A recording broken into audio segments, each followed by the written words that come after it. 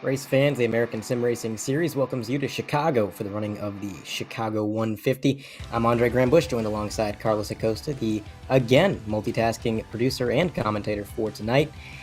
This is going to be one fun event. We got 100 laps here at this mile and a half, and lap times averaging about 25 seconds. So these cars are absolutely getting it around this track. We are just about to get into qualifying. In fact, a few cars have already rolled out for their qualifying efforts here. They're going to have 2 laps or 10 minutes total for everybody to run out and put those laps up. But I tell you what, Carlos, I'm going to make my pick early, and I'm going to go with Christian Aleshu for tonight because in practice, he hasn't qualified yet, but in practice, he had about a 10th on the entire field. What are you looking at tonight? I'm not quite sure. It's still way too early. I don't want to go off based on just practice and qualifying laps. I kind of want to see what these drivers have in store for us. But you can never go wrong with Troy Haight or Banning. So a lot of these guys here, it is a smaller field than usual. I wouldn't say all of them pretty much have a really good chance of winning tonight's races. Jeremy Banning immediately goes to the top of the board, and it looks like, yep, that's right. For some reason, looks like our qualifying ticker refuses to work, so it looks like we're going to be going to the backup ticker once again. Seems like, the program does not like qualifying. Very strange. But yeah, looks like Jonathan Holstein, he's moving up to the pole, but he was immediately dethroned by Scott Bolster with a 25.252. Now, I should note that potentially break that 25-second barrier. They may need some draft to do it, which of course they wouldn't have here in qualifying, but so far, everybody really close, and I think you're right, Carlos. It's hard to make a pick. Obviously, I was kind of gung ho there with Aleshu, and he is my pick. But these IndyCar races, they are so close, so competitive, so chaotic that really anything can change, especially early on in the race when we're gonna have everybody in a pack. So far, it looks like we got about 14 cars that are setting up to, 13 cars that are setting up to post a qualifying lap. And now we've got Troy Haight up at the top of the scoring pylon with a 25.199. So he's got about a 10th on the rest of the field. And that's going to bump Scott Bolster down to second. Now, Alan Young, who was very competitive last week, he was really competing for the lead. And had he made a few different strategy decisions, may have gotten the win. He's out on track right now, getting ready to make his qualifying effort. I would expect him to do pretty well tonight, as well as Dennis Player.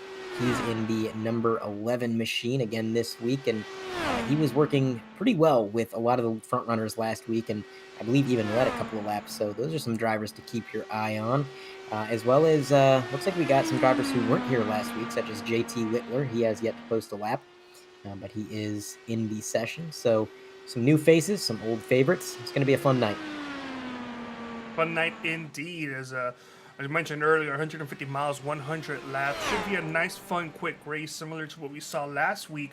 And, speaking of last week, I believe I do have here the race results from last week's race, which was the Mission 22 200 at Auto Club Speedway. We saw your pick, Christian Joao Aleshu, get the win.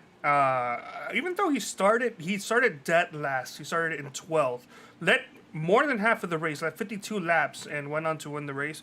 Tyler Beeman in second. Alan Young finished third. Tanner Sharp fourth. Patrick Stein in fifth. Dennis Player sixth. Jim Foose finished the race in seventh. Troy Haight in eighth. Ninth was, Scott Bolster. Zach Coyer in 10th. Jonathan Holstein finished 11th. And Lee Staples finished the race in 12th. We only saw, I believe, it was 0 cautions. Even though there were 0 cautions. There were a couple of potential could have been cautions. I know in I believe lap 2 there was an incident between Tanner Sharp and Lee Staples, in which resulted Lee Staples immediately diving down pit road with a damaged race car. But yeah, amazing job by all the drivers out here tonight. That race, I should say, last week. And this week, a little bit of a bigger field, one more driver. So we should have, hopefully, the same results. Maybe another caution-free race.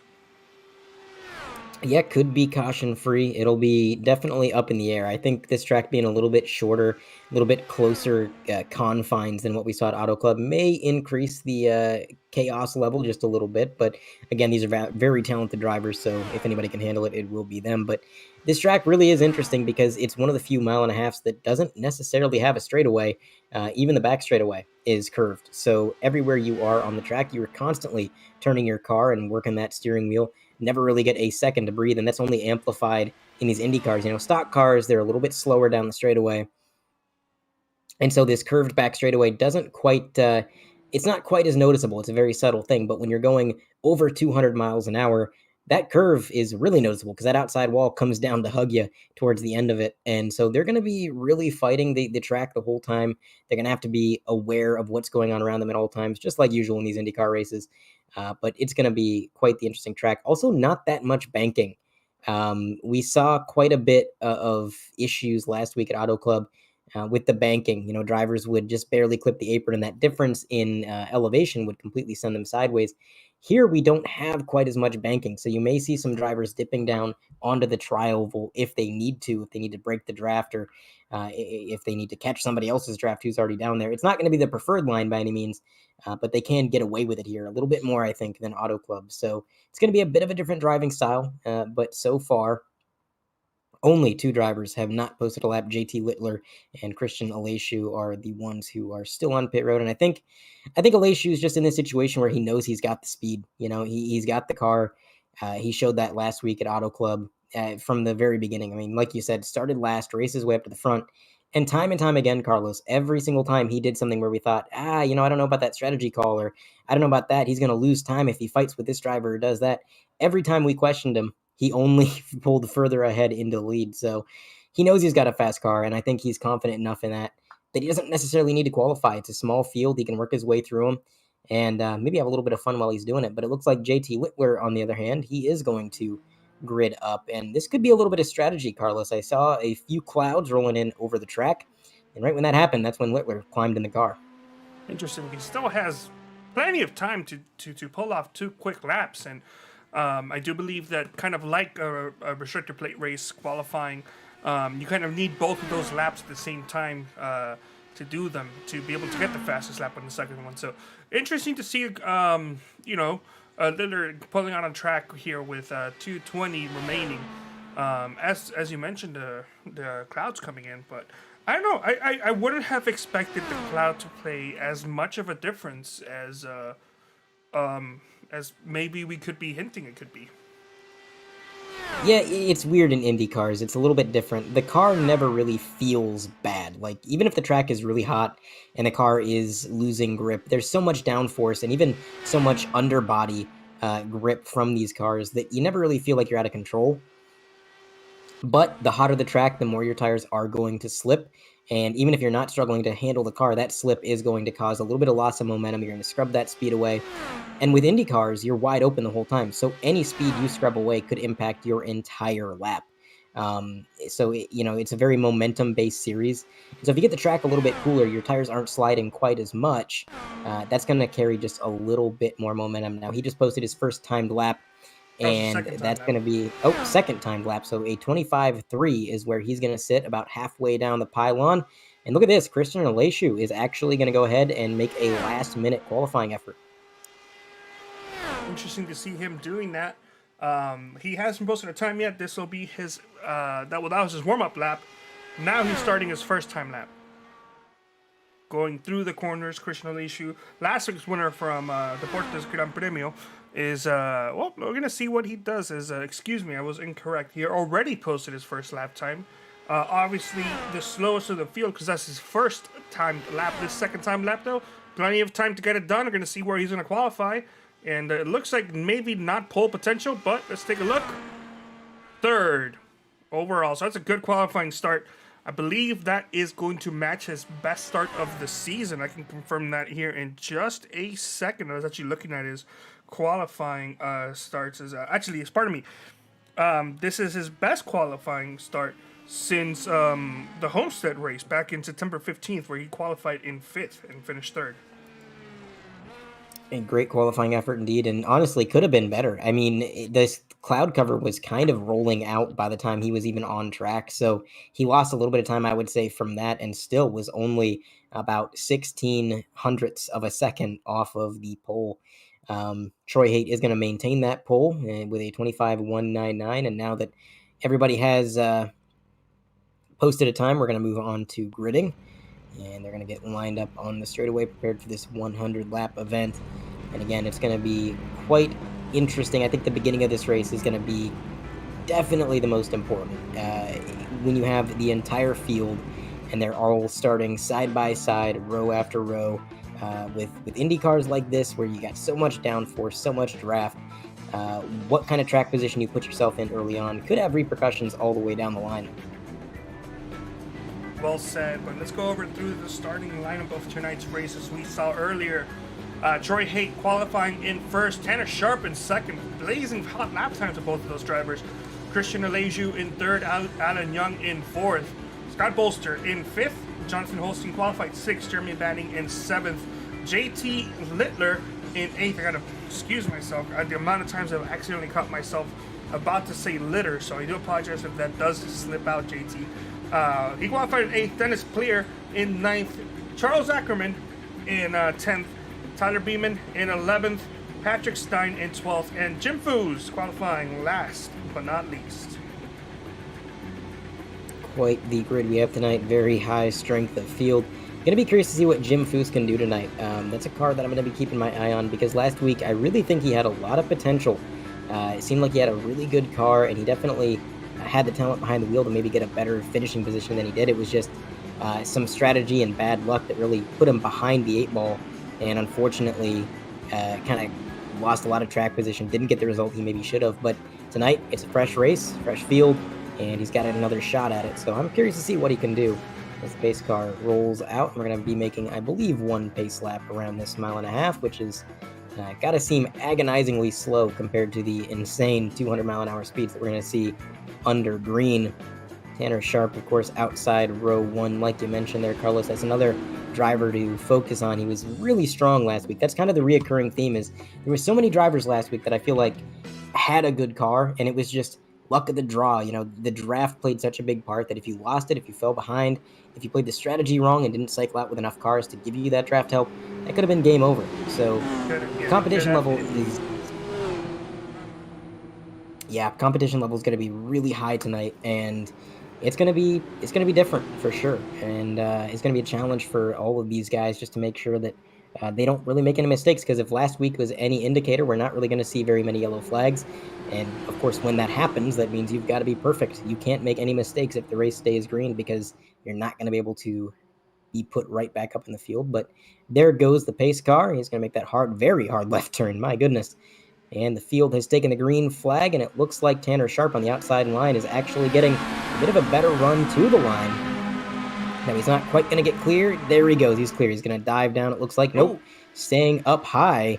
Number 29 machine, or I'm sorry, 28 machine, Troy Haight, he is going to stay down low as they go side by side for second place. And that is going to be Alan Young again. Alan Young and Tanner Sharp, they worked together quite well last week. Let's see if they can replicate it this week. Yeah, those two guys pulled an amazing job working together, and while they did gain a bunch of time, the leaders were essentially kind of what's the word? Not necessarily toying with them, but they were kind of making sure that they had enough fuel to make it to the end. So it kind of was a misleading amount of time that they gained, and that they eventually started losing at the end once the leaders decided to push the medal down. Yeah, that's never that's a little bit disheartening. You know, you think you're gaining, and then you find out the guys ahead were actually conserving. But the field right now is looking pretty stable. I mean, we got a lot of single file. There's a couple cars that are side by side, but everybody seems pretty content with where they're at, and nobody's really in danger of falling into the draft. Looking way back in the field, I'm watching Jim Foos right now in that red number 42. He made a huge move there on the, looks like the number, if I can find it, number 90, Tyler Beeman. He got a huge run on the outside, but unfortunately it kind of stalled out because they went side by side in front of him, and now they're going to have to try and regroup and make another move at it. But so far, you know, really early on last week, Carlos, we saw 2 or 3 distinct packs forming within just a few laps, but here it seems like everybody's sticking together. It kind of seems that way, although there is some separation. Although I did kind of expect for there to be more of a leader shuffle, as now we see Alan Young trying to work his way on the outside of the 3 of Tanner Sharp. Um, so yeah, it's you know there is some separation. Yes, it looks like the first 5 I should say have kind of spread out, and then JT Littler kind of by himself, and then Dennis Player, Banning are kind of there together. But yeah, it's I wouldn't say bunched up together. Everybody is, but it's definitely not as spread out as it was last weekend. I gotta say, I feel like I literally just blinked once, and we've gone from like lap 1 to lap 6. It's going by very quickly. Yeah, when you're used to those stock car lap times, I mean, NASCAR runs about 31-second lap times here, and these Indy cars are running anywhere from 25 to low 24s. So really, really fast around this circuit. These drivers, you think you blinked and a few laps went by. That's amplified when you're in the car, man. You don't even realize how far you've gone because you're so tunnel visioned in on the competition and trying to get the best possible result. So up front, we do have quite the battle for the lead. Troy Haight continually trying to make something happen on the high side. And at Auto Club, we saw the outside line work for overtakes. Granted, they had the proper help. I mean, if they had somebody that could give them a nice push or give them the draft, they could make moves up high. But here, it looks like it's a little bit more of a challenge. I've seen Troy Haight move up a lane or two multiple times now. And he gets to about, I would say, wheel to wheel with the leader, and then it just stalls out. The leader just pulls back out in front, and all second place can do at that point is try to regroup, back it up a little bit, get another run, and take another shot at it. In the meantime, Troy Haight has fallen back to 4th. He got a little bit squirrely. He started coming down the track, kind of arcing the corner like you normally would, but he had some unexpected company, and that was Jonathan Holstein. He kind of popped up in his mirror there, and then Troy Haight kind of panicked, went up a couple lanes, lost some momentum, and that put him back to 4th, but he's still got the speed. He's right there with the number 73 of Holstein, so he's going to be able to try to recapture that position. So granted that he stays close enough now. 5th place, we got Christian Aleshu. Now, he is right there with the leaders, and it seems to me like he's just kind of waiting here. He's playing a game of cat and mouse. If you watch him, he's not being super aggressive. Nothing about his driving tells me he's actively trying to overtake Troy Haight. It kind of seems like he's watching these leaders, letting them do their thing, and in the meantime, he's just waiting because, again, you can't win on lap 11. You've got to get to lap 100. So if you can keep yourself safe, figure out how the drivers in front of you are racing, that's valuable information. I mean, every driver is going to be a little bit different depending on how aggressive they are or what kind of lane they're running, what they're doing in terms of, are they breaking the draft, are they not breaking the draft? And if you can figure out what the competition's doing and the driving style they have early on, that's information you can use later. That's true, and I kind of feel like this is the same strategy that Christian Aleshu kind of pulled out last week, which, of course, if you were there last week, you saw that he also ended up getting the race victory as he's now going past Troy Haight, who's kind of been dropping like a rock ever since he gave up the lead. I believe in the opening lap. I'm not sure if Troy Haight even managed to lead a lap before he got passed. I know that Tanner Sharp was desperately on his outside to start the race and was able to get the pass done very quickly. But yeah, already 12 laps into this race, Chris Ackerman being told has crashed. Ooh. And yep, there he goes. Yeah, he's doing some burnouts here on the infield. These cars have a lot of horsepower, a lot of torque. It's very easy to get on the throttle a little bit too hard and spin yourself around again while you're trying to recover from a initial spin. So unfortunate for Ackerman. There goes the field lapping him right now. And there was no yellow flag. And there he goes again, loose on the apron. Had possibly dirty tires from going through the infield. And there's the caution. So very interesting that it was not the first yellow flag or the first incident that brought out the yellow flag, but rather him getting loose down on the apron and spinning out. And again, super easy to do. These Indy cars, when the tires are dirty and when they're hot from spinning that first time, it is so hard to keep a handle on this thing, especially in the low gears. So I can see how that happened. Definitely done that a time or two myself, but this is a good time to ask the question, Carlos. You might know better than I. What is this league's stance on lucky dogs? They're pro. They're pro Lucky Dogs, pro wave rounds, and we didn't get a chance to see it last week, but this is a single file restart league. So kind of doing what what IndyCar does, I believe. Single file restarts. Although I'm not sure if the moment the green flag comes out, people can start passing anywhere. But I do know for sure this is a single file line type of a restart. As we got Troy Haight, Tyler Beeman, Patrick Stein, and Scott Bolster going down Pear Road right now.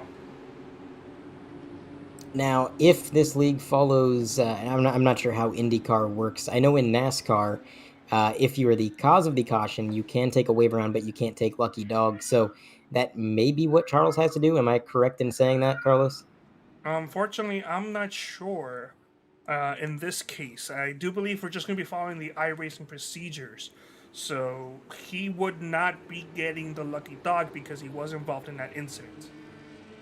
But he could take the wave around, I believe. So that's probably what he's doing. He did stay out, Well, which no, um, only four drivers went on Pear Road. The leader still stayed out.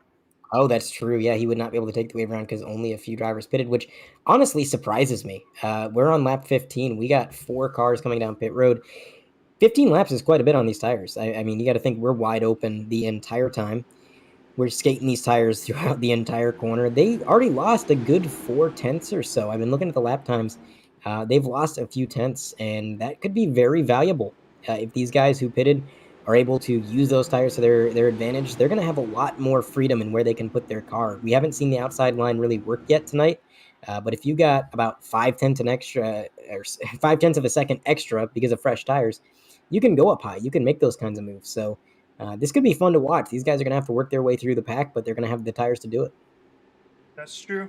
Also interesting to note, as far as I can tell, Ackerman hasn't even gone down Pier Road since He is period. not.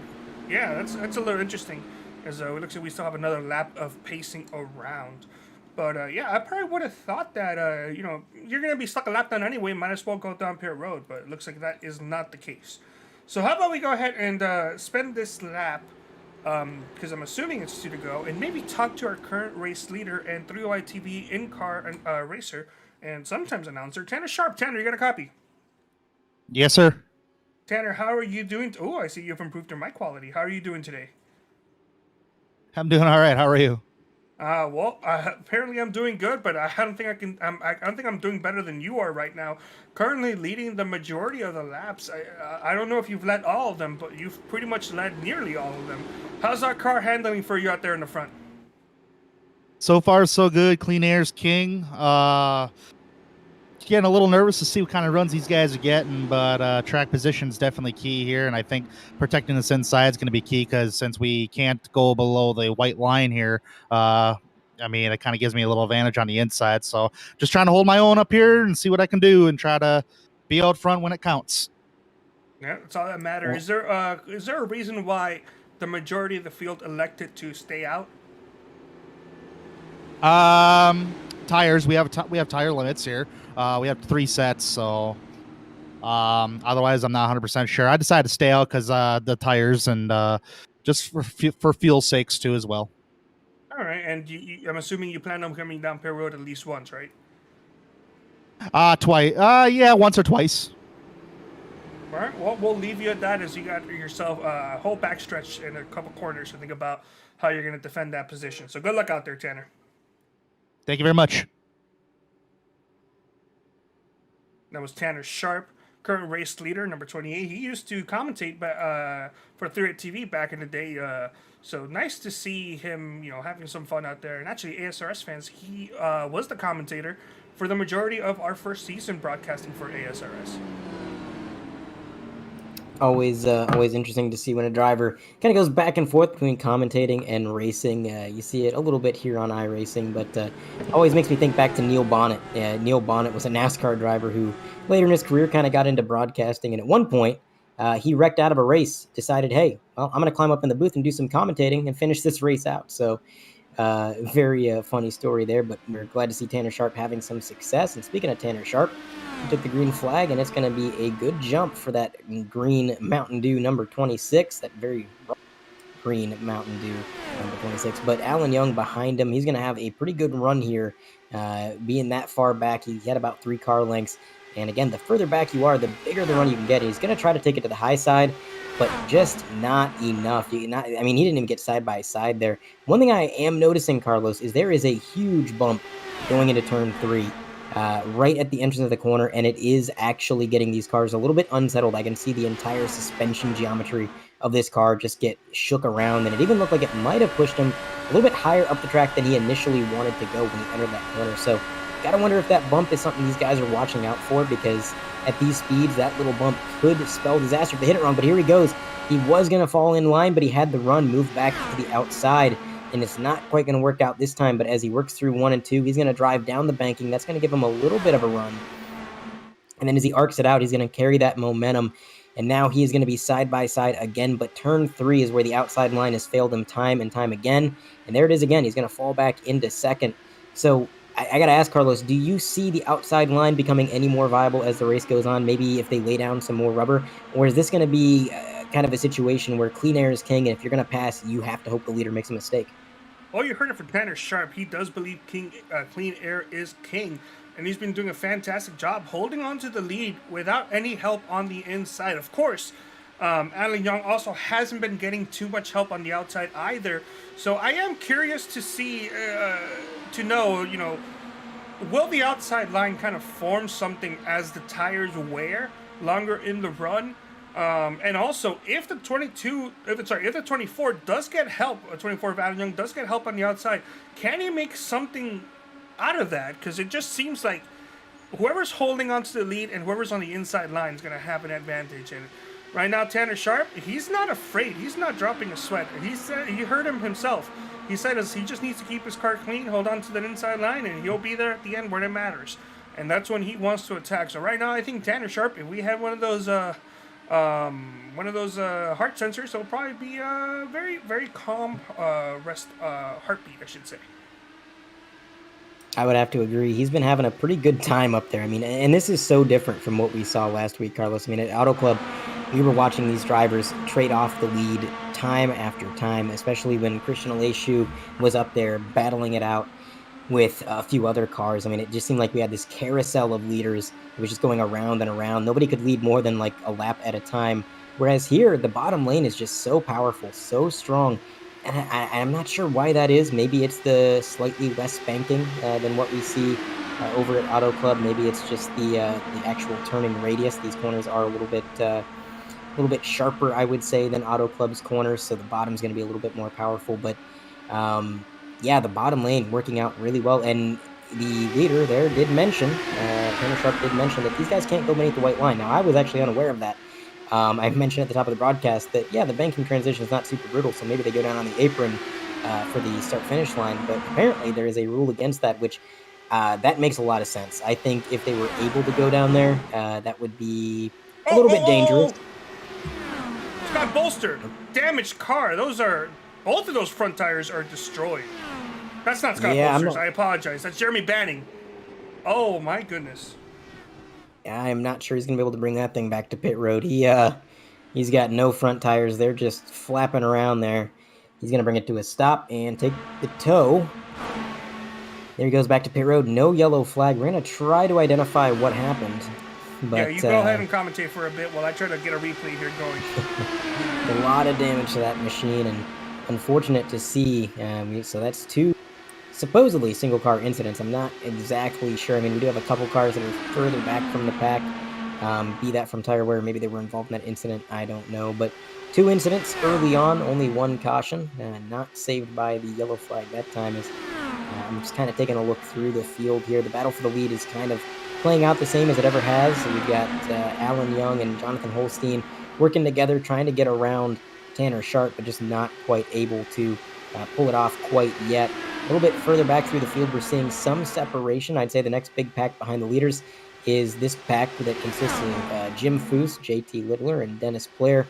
These guys are 3 cars under a blanket, actually now 4 cars under a blanket, as Patrick Stein has joined the party as well. So they're 2 wide, 2 rows deep behind the leaders. And Dennis Blair is going to clip the apron a little bit, get unsettled. He had to let off the throttle. That's going to lose some time for not only him, but Patrick Stein, who is trapped behind him. And that's going to kind of relinquish that battle to just Jim Foose and JT Littler now. And back up front again, things remaining the same side by side for the lead. Jonathan Holstein seems to be getting slightly better runs than Alan Young. He's making that outside line work just a little bit better. So I would look for him to maybe make a move here if they can get these cars lined up. A little bit of side drafting. I don't even know if you can do that in Indy cars, but that's what it looked like there as Holstein dove down to the right rear quarter panel of that number 26 machine.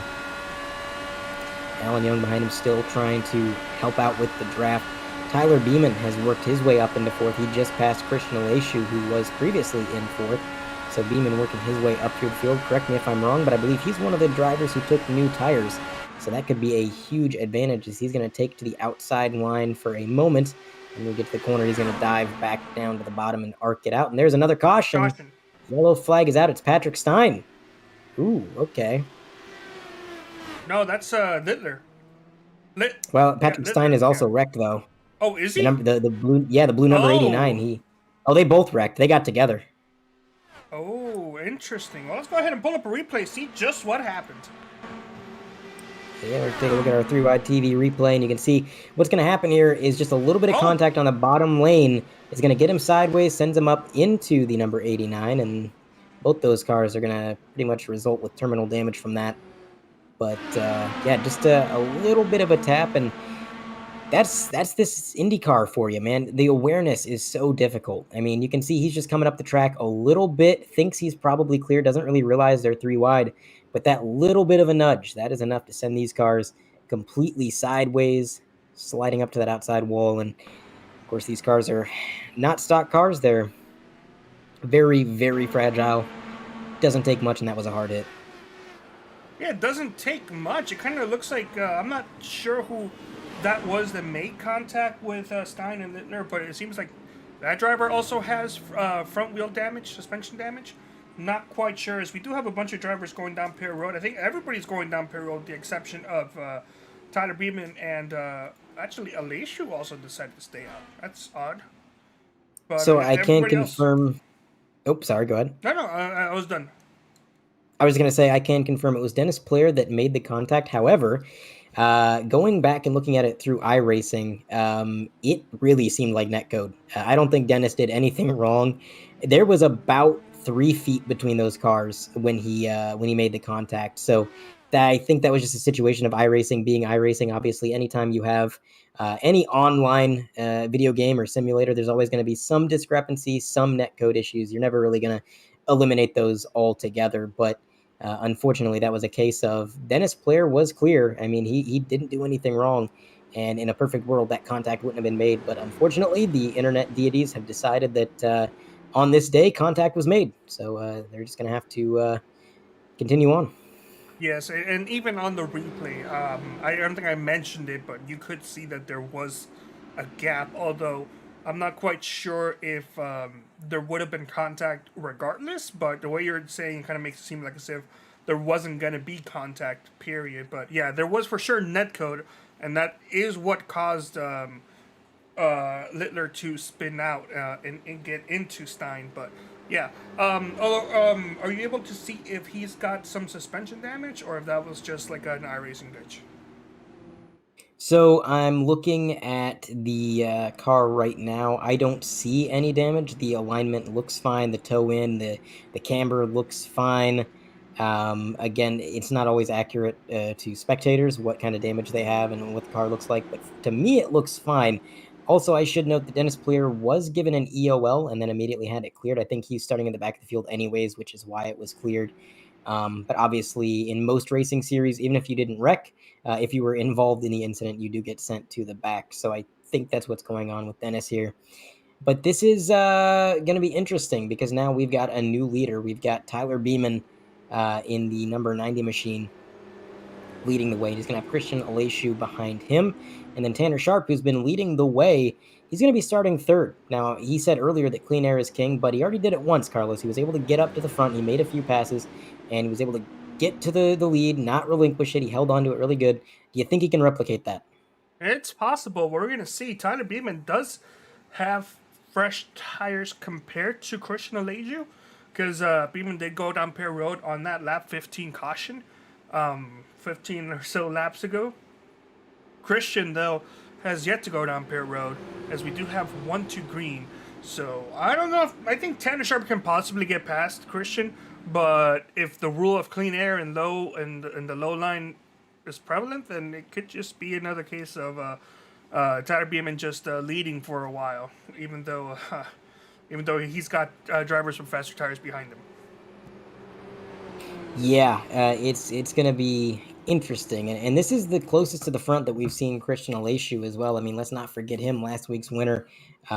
He's gonna be starting right behind the leader. I think if anybody can really make a move, it would be him. And I kind of made the prediction earlier that he was just kind of riding. He was content where he was. Didn't seem like he was being too overly excited to make some passes.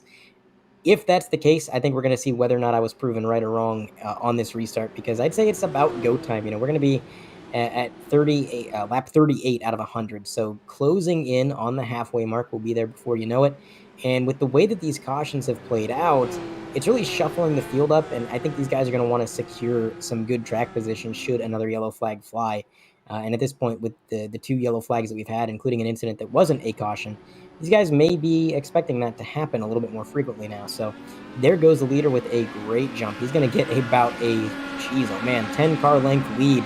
He is gone and away. But here we go, Carlos. This is only going to be to his detriment, because this is going to allow Aleshu and everybody behind him to get a massive, massive run using the draft. You can see Tyler Beeman diving down low, then back up top. He's trying to break that draft, prevent Christian Aleshu from getting that run, but it's not really working. Aleshu is still closing in by about half a car length every few seconds. He is really closing this gap. By the time they get to the end of the straightaway, it's going to be down to about 5 car lengths.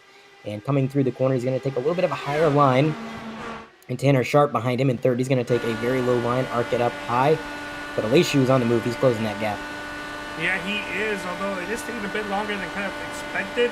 But right now, battle for third going on as Tanner Sharp and Adeline Young are battling once again. This time, however, it is not for the lead, as Adeline Young finally gets past Tanner Sharp. Took him a long time, and it wasn't for the lead, but he's past that green menacing number 26 Mountain Dew Delara, as Adeline Young now is taking a look at two drivers who have older tires compared to what he does. And the battle for the lead has finally commenced. It looks like Aleshu was able to close that gap entirely.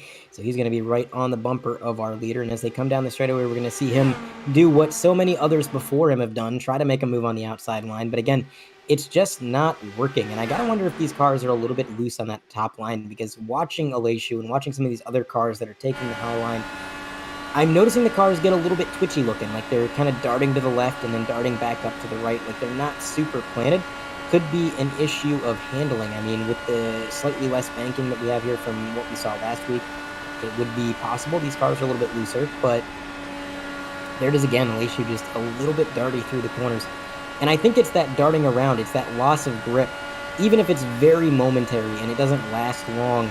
I think that's what's causing the high line to just stall out, because they get these huge runs, and then as soon as they slide just a little bit, that speed is gone. So if anybody can figure it out and work a way to get around that outside line without sliding, without getting loose, that's going to be, I think, the difference. But for right now, it's just not working for these guys. And if anybody's going to make a move, it's got to be on the bottom. So, Tanner said it. Clean air is king, and we're seeing that right now.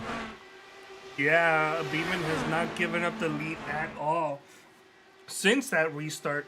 Alesio still in second, battling hard, but now Tanner Sharp and Troy Hayter are both there.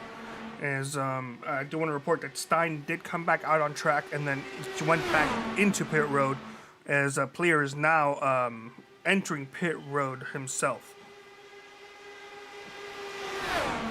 Okay, so he's going to come down pit road, get some fresh tires, maybe. I'm not entirely sure what he's doing, but he's going to make his way down pit road, and got a little bit squirrely. Tanner Sharp is second. Yeah, look at this. What a run. Where did this come from? We heard looking at the car coming down pit road, and then Tanner Sharp is actually going to maybe make the move here. He's got the advantage on the outside line. He's clear, but he's not going to block. He's going to stay on the outside line. That allows the number 90 of Beeman to get back side by side. But look at this. Coming down the straightaway, Christian Aleshu is going to be the decision maker. Who's he going to help? The car on the outside, the car on the inside. Well, now he's trapped on the outside, because here comes Troy Haight in third place. So these guys are definitely starting to turn up the intensity. I said we're getting close to halfway. It is starting to be go time for these guys, and we're seeing that. But man, Tanner Sharp, he was so far behind the leader, I wasn't even really paying too close of attention to him. And all of a sudden, he was right there. I mean, he wasn't far from the leader, but I know what you're saying. He was in fourth. He was behind Alan Young for a bit. So seeing him just like, as soon as we cut away from the pack and then looked at Stein going down, Blair going down Pear Road, coming back in, and just seeing him going in the middle 3 wide to potentially grabbing the lead was almost a shock. Here to say, we looked away and we blinked, and the Weeping Angels just started approaching us. But yeah, Tanner Sharp now trying to battle for that lead, and he got the closest for sure, as there's a battle going on for third right now. But that inside line, that clean air is definitely king. And it seems like Tanner Sharp, even without that clean air, he might be a prince out there tonight. And if he can get that lead, he might just be royalty here in Chicagoland. Absolutely, that could be this battle for the lead not going anywhere. These guys staying side by side, but looking further back through the pack, there is battles kind of all over the place, including the battle for fourth. Look at Jonathan Holstein, contact made between him and Troy Haight. It was very slight contact, but again, with these Indy cars, it does not take much. That actually gave a bit of a shot to Troy Haight, kind of pushed him forward a little bit, and that put him even further within drafting range of the leader. So I think before long, we're going to see Troy Haight and maybe the cars behind him here with like Jonathan Holstein and Jim Foose. They're going to get up there and make themselves a part of this battle. And speaking of Jim Foose, look at this. Starts almost last place, works his way up to 7th, and he's just about within this lead pack. So a lot of drivers making a late race rally. Very different from what we saw last week, Carlos. It seemed like last week, the longer the race went on, the further the leaders got away, the more everything separated. But here, it seems like everybody was just waiting. You know, they were riding and waiting for go time, and now it's come. And they're able to just turn on that light switch, get the car going, and they are all in a massive pack. These guys have caught the leader. Jim Foose, Troy Haight, Jonathan Holstein. They are right there. Oh, man, a little bit of net code is going to put Troy Haight in the wall. So a second net code issue, and that's going to be the end of the 28's night. He is missing the right rear quarter panel of the car. The fender is gone. Oh, look at that! Look at that right front. And the right front is locked up completely, not even rotating. Oh, that's on your end. On my end, it's just bent in. Yeah, I'm seeing something a little bit different on my end. On my end, he doesn't have the right rear fender, and the right front is kind of locked up. So not entirely sure how much damage he actually has, but he is sitting in pit road getting this fixed up, as on track they went ahead and lapped him right there. But again, another net code issue. Very disappointing to see. But it was to the advantage of Jim Foose, who went from 7th all the way up to 3rd. Look at this, a huge slingshot on the outside. Christian Aleshu off the pace. What's going on with Aleshu? He's off the pace on the apron. Was he going to pit and missed pit road, or is something wrong with the car? I'm going to find out for you here, my friend, so I need you to keep on talking, but that's pretty interesting for sure.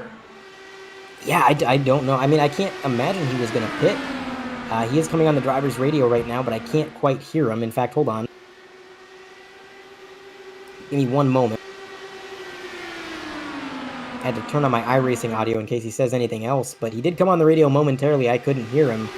I'm not sure what happened. It looks like he is staying... Oh, no, here he comes down pit road.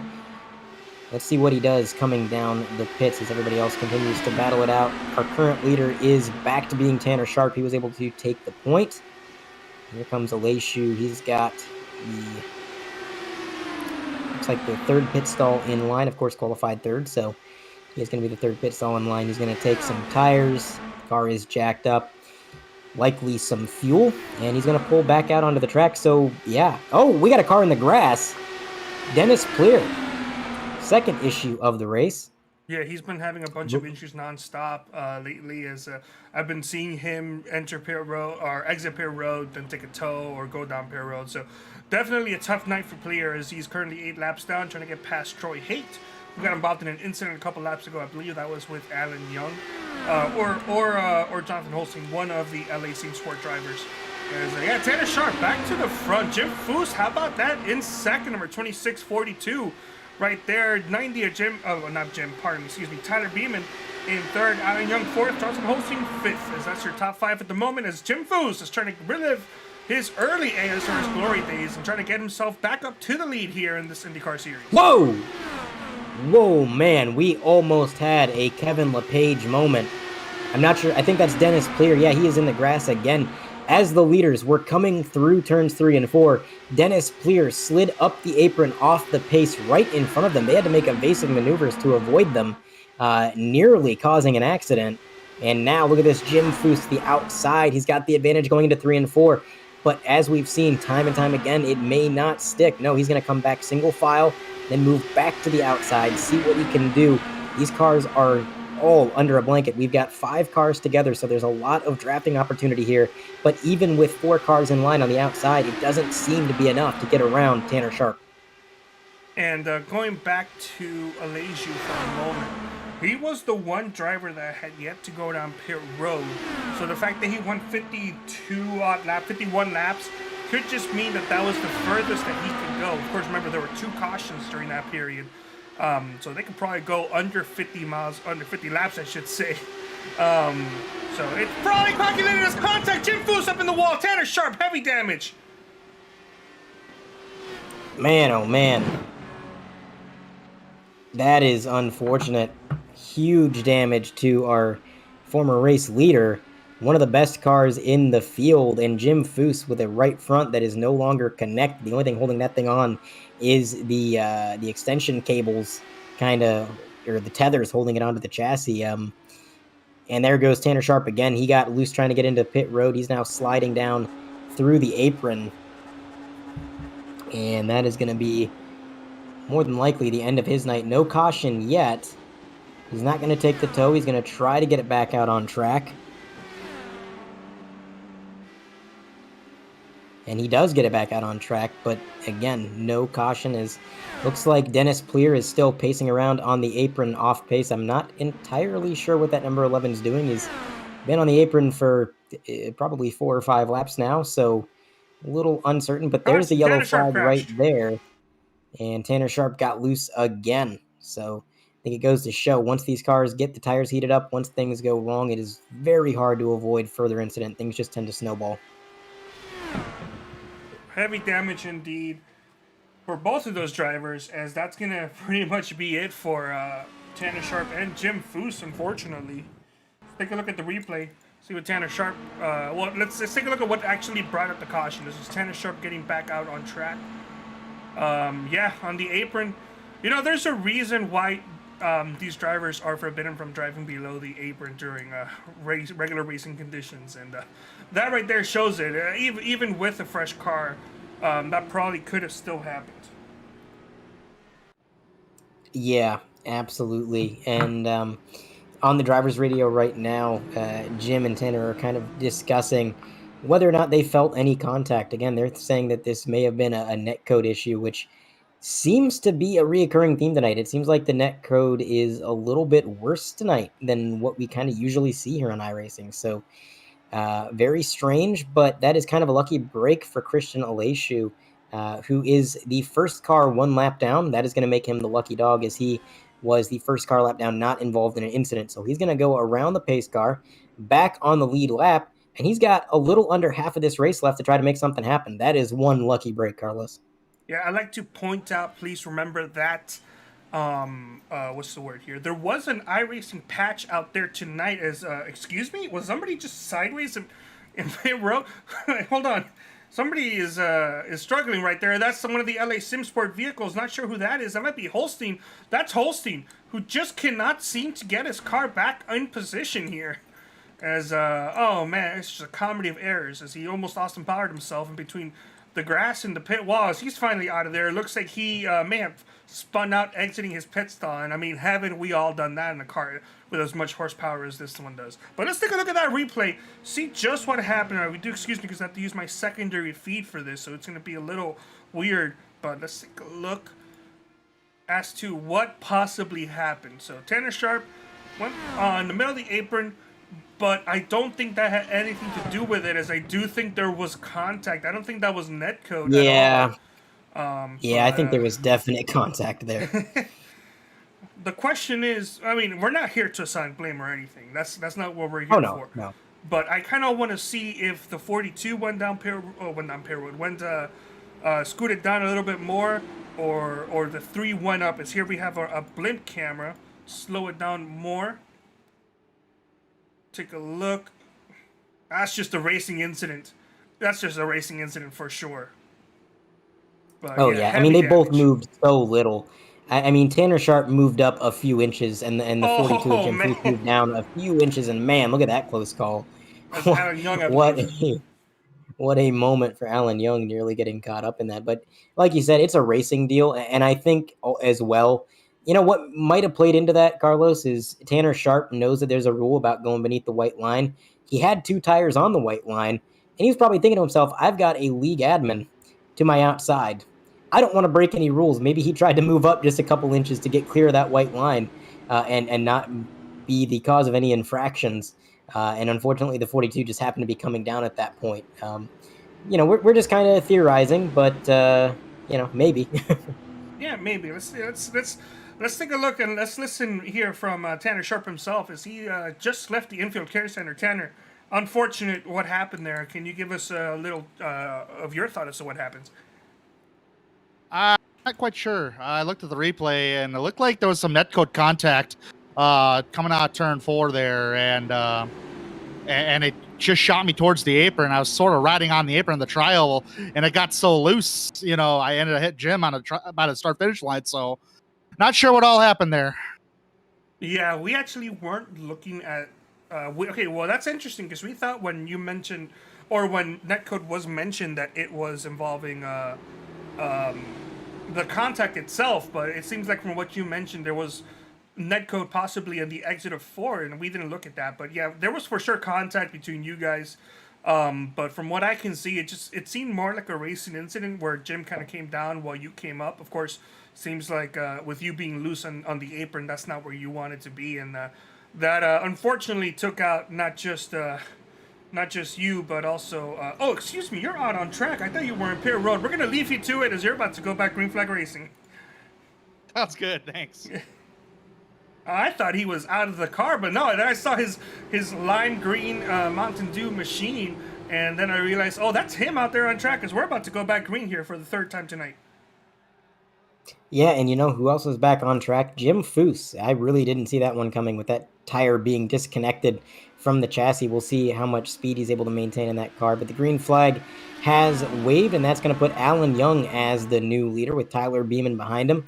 And Scott Bolster is going to be 3rd, Jonathan Holstein 4th, Charles Ackerman involved in one of the early incidents in this race. He's all the way back up to 5th. Tanner Sharp is going to be 6th. He's side by side with Christian Aleshu. So a lot of drivers who we thought were done, who we thought were pretty much counted out, and they're making comebacks here, Carlos. This is really interesting. Yeah, shout out to Christian Aleshu. He did go a lap down when he was kind of forced to go down Pier Road under green because he stayed out. So good to see that he got his lap back with that incident, and currently is right now in battling for top 5. As he looks like he does have that 5th place position right there over Charles Ackerman. But yeah, the field is dwindling down right now. This race has kind of become a weird race of attrition, it seems like. As actually Ackerman is going down Pier Road right now. I'm not sure why. He may have damage. I'm not quite sure about that. But Alan Young has the lead so far. Tyler Beeman in 2nd. This is a close battle. And what's interesting is that Alan Young isn't really defending that inside line. He wasn't listening to the broadcast whenever we had Tanner up on board, but it just seems like he left way too much space there on that inside there in the backstretch. Yeah, he's not playing it quite as defensive. I think that's a good observation. I got to wonder if maybe he's feeling comfortable with the car, like he doesn't have to defend. I mean, with an Indy car, the reflexes are so quick. Now. These cars move so quickly that if he sees Tyler Beeman make a move, he can dart down to the bottom and block him, real quick. So he doesn't quite have to run it the whole time. He's just got to make sure that he's vigilant. Gets a little bit loose on the apron. That's going to give a huge run to the car behind Tyler Beeman because they both checked up. Jonathan Holstein, when they both checked up, got a massive, massive run on the outside line.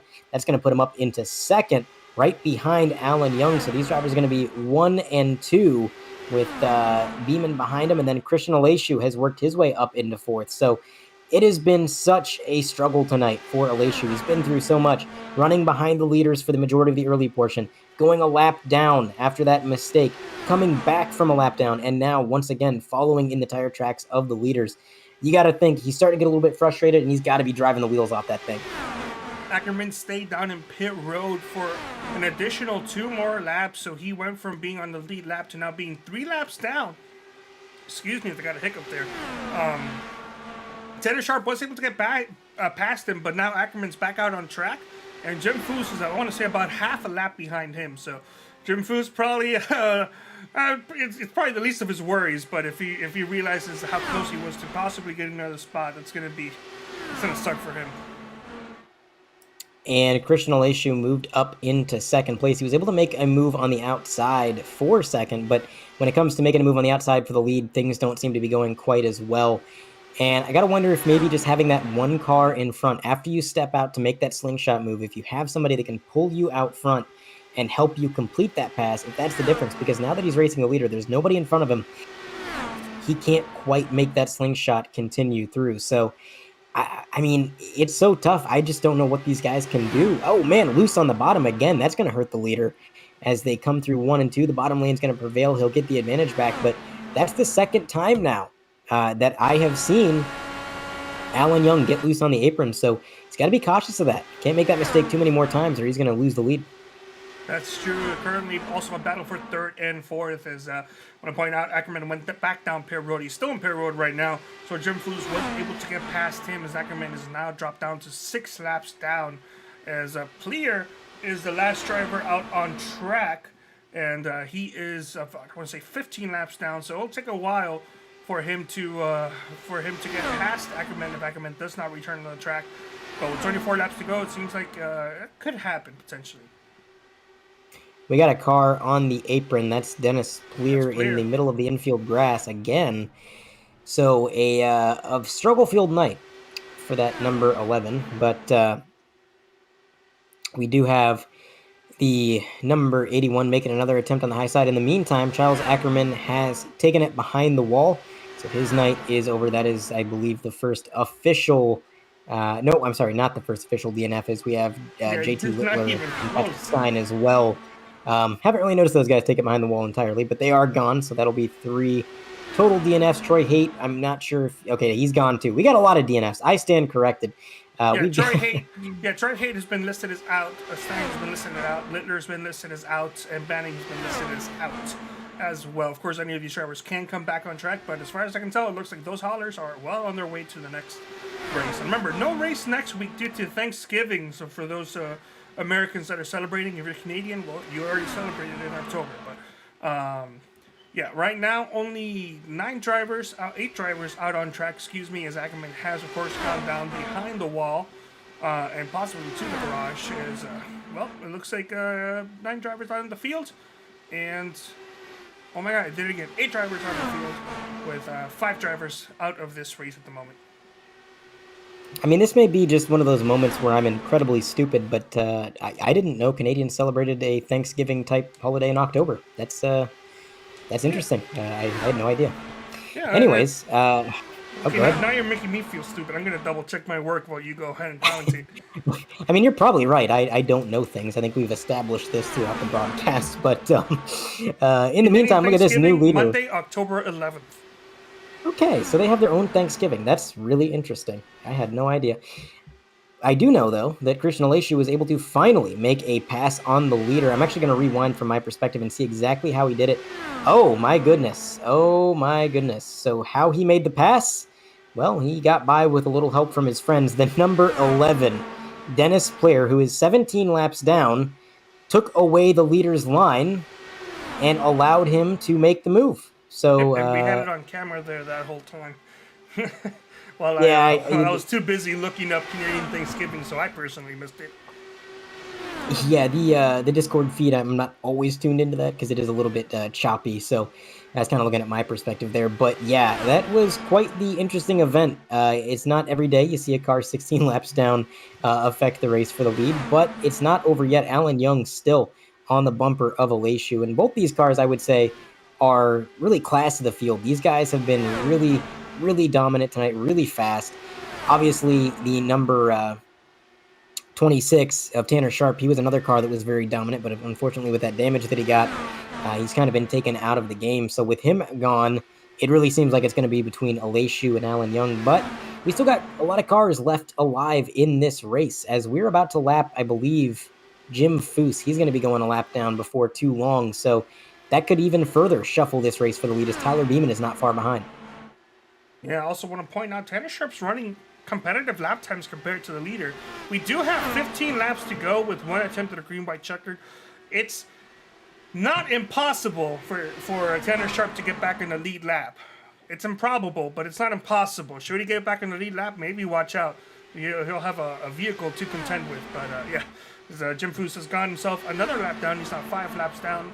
As got 15 laps to go. Also want to say, hey, Garrett Gleason out on chat saying, hey guys, Garrett here, aka the guy who broadcasts with the GOAT, Peter Short, on Mondays and Thursdays. Keep up the great work. Thank you so much, Garrett. Garrett, of course, a commentator for 3i TV in the TNR league on Mondays and Thursdays with Peter Short. So nice to see Garrett hopping in here, having some fun, enjoying the broadcast here tonight.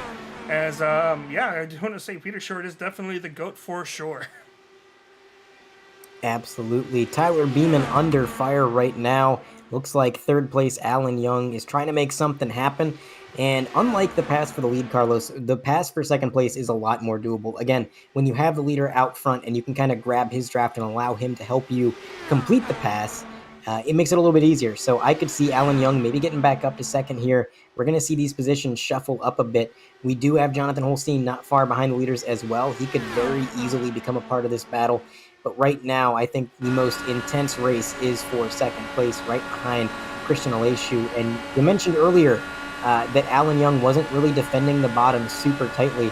I'm sort of seeing the same thing out of Aleshu. There's a couple times he goes to the corner, and he'll leave half a lane or a lane open, but he's just so confident in that car and in that speed that he's able to hold on to the lead. And if anybody does make a move down low, he can just dart down and, hold that line.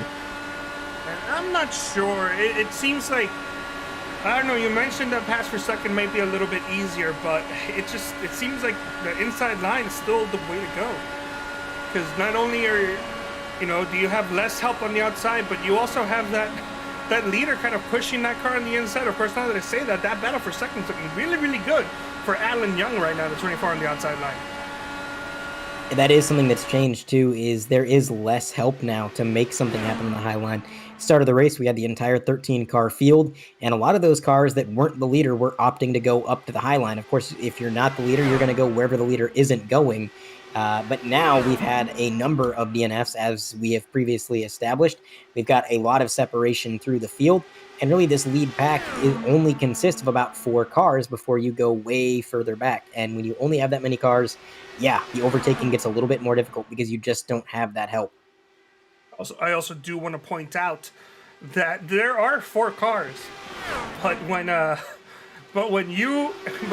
of the field is your teammate, or I should say is in the same team as you are, then that gets a little interesting. As of course Alan Young and Jonathan Holstein, part of LA SimSport, on the same team. They're third and fourth. We saw them trying to work together. It's not really working out, but there we go. 24 on the inside line. That is exactly what Alan Young wanted and what Jonathan Holstein, Tyler Beeman, did not want to happen. But look at this, the number 24, Alan Young, he went to the high side there, almost relinquished second place because of it, but he was able to hold on. Now he's got another shot at the leader. But you're right, we do have 2 teammates here, and they are going to be more likely to work together and be a little bit more cooperative than the other 2 drivers. Obviously, Beeman and Aleshu aren't going to be super cooperative. They're kind of in their own little bubble here. They have no obligations to one another. So that could be a huge advantage if Alan Young can get his teammate up there with him. Right now, they've got Beeman separating them. But if he can get his teammate up there, that could be the difference. And if he's going to make something happen, it's got to be now, because look at the lap counter. We are on lap 95 out of 100. So we've only got 5.5 more times around this track for these guys. And that's going to go by in the blink of an eye. We talked about it early on, Carlos, but 5 laps with these cars is nothing. So these guys are in the absolute twilight of the race. They've got to get going. I also love how you mentioned blinking because of the fact that on lap number 6 of the race, I said I felt like I blinked once and we went from lap 1 to lap 6. So good callback, although I'm not sure if that's what you were intending to do. But yeah, currently battle for the lead going on. So 24th Alan Young is once again trying to work his magic on the outside of the number 81 of Christian Alejo, last week's winner, and Tyler Beeman in third place, kind of not sure what he's doing. He's not really helping out the race leader, but he's also not helping out the 24, so it's kind of like a I'm just going to see what's going to happen and maybe open up a third line if needed. Oh man, that was a little close there, a little too close to comfort.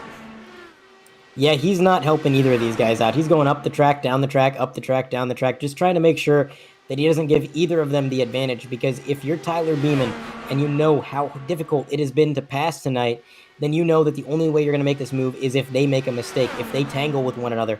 And obviously you want them side by side to increase the chances of something like that happening. And that's what he's doing. He'll give the number 24 of Alan Young a little bit of draft help. He'll get him alongside, but then as soon as he gets there, he backs off and he takes it a little bit easier, as a little bit of a lap car there is going to cause a bit of separation for just a moment. But here goes Alan Young again. We are on lap 99 out of 100. So as they come onto the backstretch, it's just going to be 1.5 more laps side by side for the lead. And Tyler Beeman still in third place, weaving back and forth. Who does he help? Who does he not? Obligations to neither driver, only to himself and his team. He's going to continue to weave back and forth, and that is holding up Jonathan Holstein, who probably wants nothing more than to be able to get up there and help his teammate as we take the white flag through 1 and 2. They're going to stay nearly side by side. Here goes Alan Young with a final last-ditch effort. What does he do? Sucks up to the back bumper of Alejo. He's going to be wheel to wheel through the corner. The high line not preferred, but Alejo sliding up a little bit, losing some momentum. And as they come out of turn 4, he's going to try to get some draft, and it's not going to work. Christian Alejo is going to be a 2-time consecutive winner here for the ASRS. What a great draft by Christian Alejo. Alan Young as well. He had a really good run on the backstretch, but unfortunately it seemed like he gave too much of a wheel input to get to the outside of the number 81, and that scrubbed off a ton of speed. So unfortunate for Alan Young, just didn't have the necessary help that he desperately wanted there at the end. But congratulations to Christian Alejo, back-to-back winner here at the ASRS IndyCar Series. And, well, I guess he's won every single race that we broadcast at ASRS in this series. So it looks like we may be Christian Alejo's good luck charm. And how about that? From a lap down to winning the race, that is really impressive. I mean, you see a field of 13 cars, and you feel like going a lap down is kind of a death sentence, you know? Like, you're not going to come back from that. But not only did he get back on the lead lap, he caught a bit of a lucky break, but he used that lucky break. He did not waste that opportunity at all. He raced his way back up front, took the lead, and just never relinquished it. And I mean, you know, we can talk all night long about how, yeah, passing was difficult and, you know, the track position and clean air was king. But at the end of the day, we did see a lot of passing for the lead. We had a lot of different leaders throughout this race. So you want to talk about just flat out outdriving the field. Alejo outdrove everybody. Yes, he did. And, well, let's go ahead and go through the final results as everyone's favorite children's author, Christian Alejo, has gotten the back-to-back win. Alan Young finished in second, just barely able to get it. Although it looks like Jonathan Holstein was able to get past Tyler Beeman. So it's a 2-3 finish there for LA Simsport Racing as Beeman finished in fourth. Excuse me, that's something in my eye there. As Scott Bolster in fifth, Tanner Sharp finishing 3 laps down in sixth, Jim Foose 5 laps down in seventh, Dennis Pleer in eighth, Charles Ackerman in ninth, in 10th.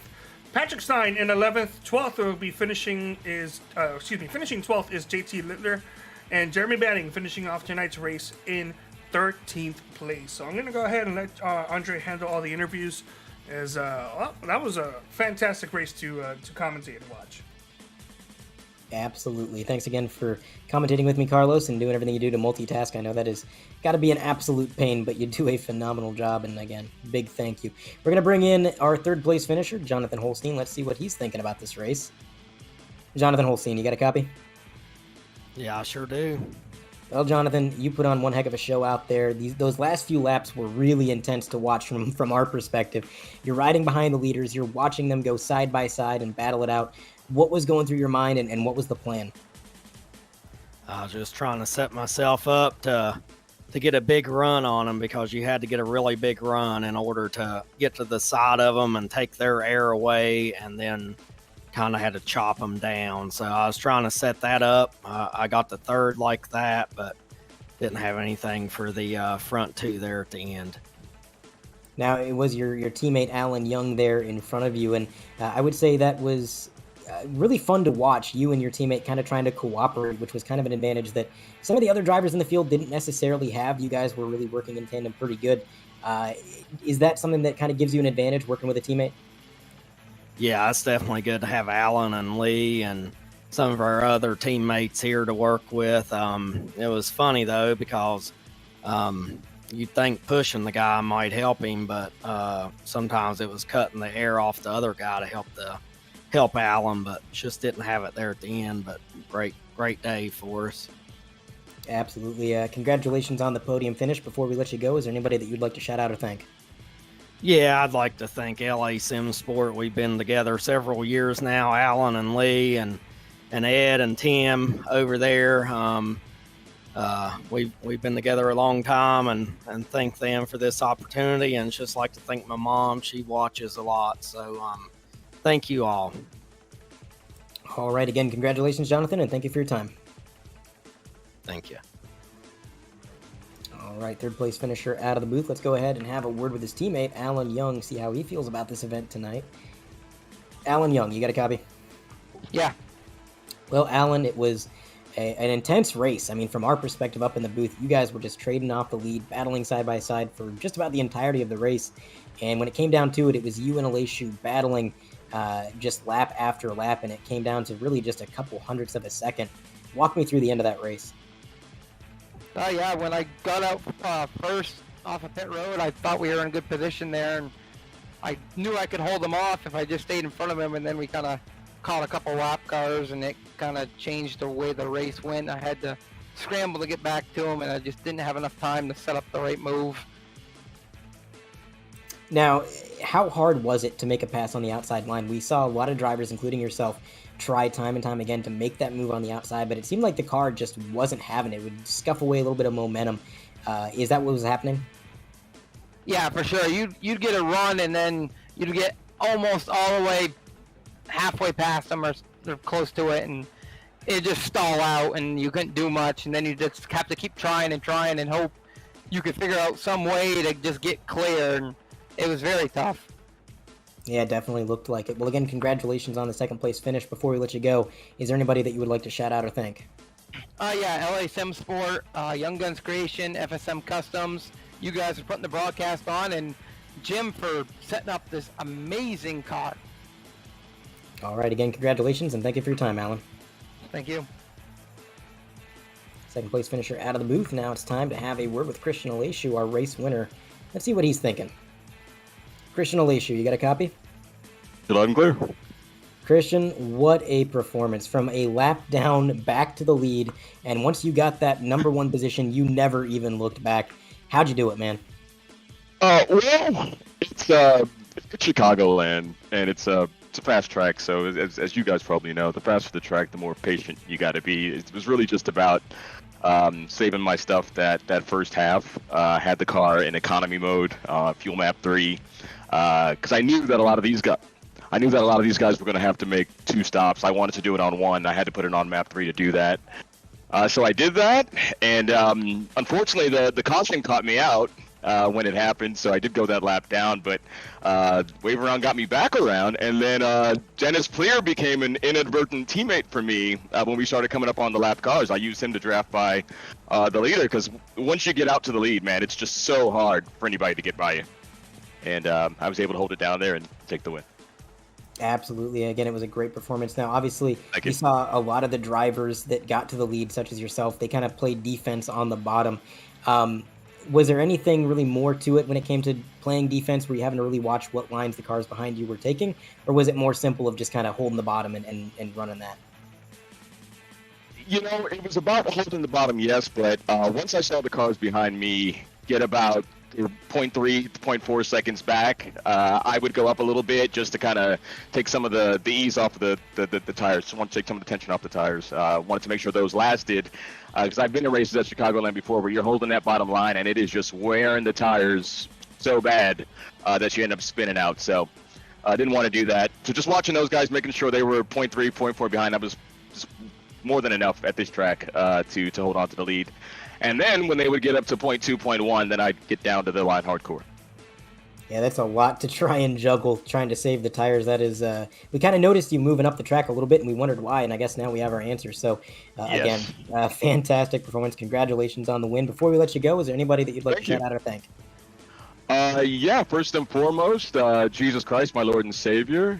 Through him, all things are possible. I want to thank Gutsy Organic. Get the world's best prebiotic snack at www.gutsyorganic.com. My girlfriend, Rowena, for all of her support. And, of course, you guys for putting on a fantastic show. Jim and ASRS for the host. It's good to get a win. Good to get a win for Gutsy. And appreciate all of you. All right. Well, thank you for your time, Christian. Thank you, bud. Race winner out of the booth, and that is going to do it for us here at 3Y TV. Quite the action-packed race here at Chicagoland. A lot of different leaders, a lot of comers and goers. We saw, obviously, our race winner going from a lap down back up front. Quite incredible. Again, no race next week. Obviously, Thanksgiving is going to be going on, so we'll have an off week there. But after that, we'll be back to some IndyCar action, and we will catch you next time.